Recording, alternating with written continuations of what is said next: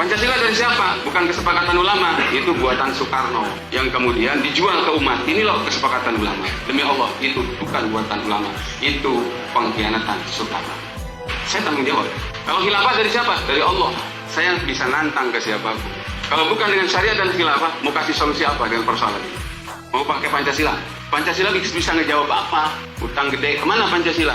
LGBT merajalela, kemana Pancasila? Ulama-ulama di nu lempeng ya, nu bengkok mah diingu, dipiara, dikukut, diparaban. Tapi ulama-ulama nu lurus dikriminalisasi, ditangkap, penjara. Astagfirullahaladzim. Kita semua mesti beristighfar dan mengelus dada setelah mendengar ucapan Ahmad Zain, tokoh pentolan Hizbut Tahrir. Dia telah menghina Bung Karno. Bahkan dengan berani dia mengatakan Presiden Soekarno sebagai sang proklamator, sebagai pengkhianat. Selanjutnya juga dia menghina ideologi negara Pancasila. Orang ini sudah sangat pantas untuk dipidanakan. Bahkan dia sendiri yang berkata, saya siap bertanggung jawab. Bahkan dia mengatakan, saya menantang. Di sini jadi terang benderang bagi kita semua. Memang pantas Hizbut Tahrir ini dibubarkan. Bahkan ajarannya pun pantas untuk dilarang. Dikarenakan memang sangat membahayakan. Di sini sudah kita bisa tangkap. Pertama, dia menghina sang proklamator yang memproklamirkan kemerdekaan Republik Indonesia ini. Coba, mereka tidak menghargai sejarah. Sejarah perjuangan para pahlawan kita untuk mengusir penjajah Belanda, mengusir Jepang, sampai memproklamirkan negara kesatuan Republik Indonesia ini. Coba kita ingin bertanya dengan pertanyaan sederhana. Ketika para pahlawan kita berjuang berjibaku untuk meraih kemerdekaan, kemana Hizbut Tahrir? Apakah mereka yang memperjuangkan Republik ini? Apakah mereka yang berkorban nyawa untuk mengusir penjajah? Tiba-tiba hari ini atas nama Hizbut Tahrir, bahkan atas nama agama, mereka merasa punya hak terhadap negara ini. Subhanallah, ini memang sudah sebuah perbuatan yang berlebih-lebihan. Mereka sudah menghina sang proklamator, menghina para pahlawan kita, menghina para founding father kita, pendiri negara kesatuan Republik Indonesia ini. Yang kedua, dari ucapan si Ahmad Zain ini, kita juga menangkap mereka menghina ideologi negara, menghina Pancasila, bahkan membanding-bandingkannya dengan khilafah. Ini manipulasi agama yang sudah sangat membahayakan dari orang-orang Hizbut Tahrir ini. Bahkan mereka mencela Pancasila. Mereka menuduh Pancasila bukan kesepakatan para ulama, bukan kesepakatan pendiri bangsa, tapi hasil manipulasi dan pengkhianatan Presiden Soekarno.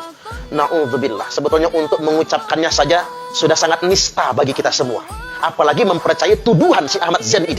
Kita semua berharap agar penegak hukum segera menindaklanjuti orang ini.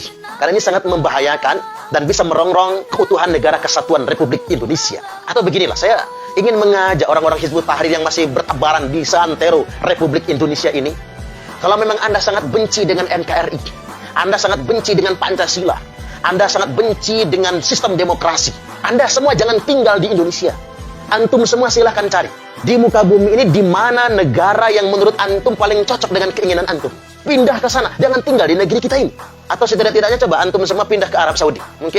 Mungkin bagi mereka Arab Saudi lebih islami dari negara-negara yang lainnya, karena di sana ada haramain. Maukah orang-orang Hizbut Tahrir, Ahmad Zain bersama teman jamaahnya, anak buahnya ini pindah ke Arab Saudi dan kampanyekan khilafah di sana? Saya yakin langsung dipancung semua oleh ketetapan hukum di kerajaan Saudi Arabia. Lalu mengapa mereka sangat berani berbicara di Indonesia? Bahkan cuma di Indonesia. Karena perlu kita ketahui, Hizbut Tahrir ini sudah dilarang di negara muslim yang lainnya. Negara-negara yang pemerintahnya muslim semua sudah melarang adanya Hizbut Tahrir. Nah, mereka kemudian keluar-keluar ngobok-ngoboknya di Indonesia. Ingin merusak tatanan yang sudah ada kesepakatan kita. Inilah bahaya sebetulnya. Bahkan mereka sudah memfitnah para ulama. Ulama-ulama yang mendukung pemerintah, membina rakyat, menjaga negara, menjaga keutuhan negara kesatuan Republik Indonesia, mereka tuduh sebagai ulama bengkok.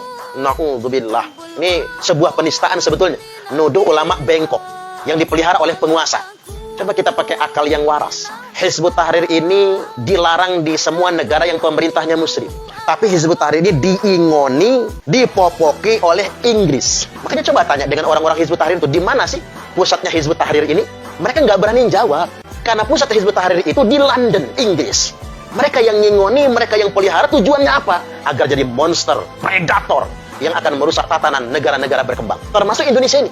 Kemudian yang berikutnya yang perlu jadi penegasan pada kesempatan kali ini adalah mereka berani-beraninya membandingkan antara Pancasila dengan khilafah. Ini kan sebuah pembandingan yang menistakan kesepakatan kita semua. Padahal berulang-ulang sudah kita pertanyakan kepada mereka, bisakah mereka menunjukkan satu saja perintah dalam Al-Quran maupun hadis yang memerintahkan menegakkan khilafah. Mereka ngotot betul khilafah ini merupakan perintah, kewajiban. Tapi mereka tidak bisa menunjukkan satupun dari. Nah, ini yang disebut dengan manipulasi agama. Saya berharap setelah viralnya video si Ahmad Zain yang menghina Bung Karno, Presiden Soekarno, menghina founding father, pendiri-pendiri bangsa, menghina para ulama, dan yang paling spesifik, menghina ideologi negara Pancasila, bisa ditindaklanjuti, bahkan dipidanakan. Karena setiap orang harus bertanggung jawab dengan apa yang dia katakan, setiap orang harus bertanggung jawab dengan apa yang dia ajarkan. Karena dia bicara di depan orang banyak, ada santri yang bersamanya, apa jadinya anak kita ketika sudah dicuci otaknya oleh orang-orang Hizbut Tahrir, termasuk si Ahmad Zain ini.